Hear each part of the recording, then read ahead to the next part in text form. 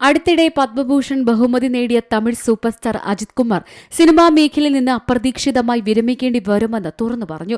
ഒരഭിമുഖത്തിൽ ജീവിതത്തിന്റെ പ്രവചനാതീതതയെക്കുറിച്ചും അത് പൂർണ്ണമായി ജീവിക്കാനുള്ള തന്റെ ആഗ്രഹത്തെക്കുറിച്ചും താരം തുറന്നു പറഞ്ഞു.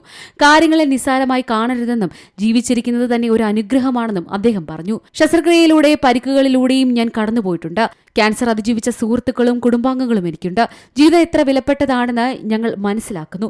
ജീവിച്ചിരിക്കാൻ മാത്രം എന്റെ ജീവിതത്തിൽ ഓരോ നിമിഷവും പ്രയോജനപ്പെടുത്താൻ ഞാൻ ആഗ്രഹിക്കുന്നു.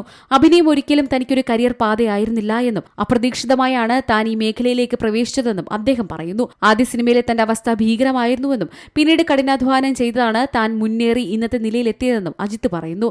തന്റെ പാഷനായ മോട്ടോർ റേസിംഗിനെ കുറിച്ചും അദ്ദേഹം തുറന്നു പറയുന്നു. അഭിനയം എന്റെ റഡാറിൽ ഉണ്ടായിരുന്ന കാര്യമേയല്ല.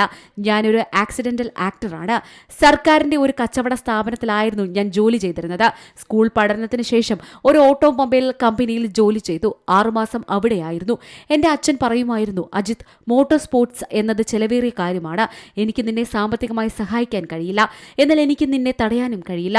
നിന്റെ വഴി നീ തന്നെ കണ്ടെത്തണം. അങ്ങനെ ഞാൻ റേസിംഗ് ട്രാക്കിലെത്തി. അവിടെ വെച്ച് ഒരു മോഡലിംഗ് കോർഡിനേറ്റർ എന്നെ സമീപിച്ച അയാളുടെ കാർഡ് തന്നിട്ട് മോഡലിംഗിൽ താല്പര്യമുണ്ടെങ്കിൽ വിളിക്കാൻ പറഞ്ഞു.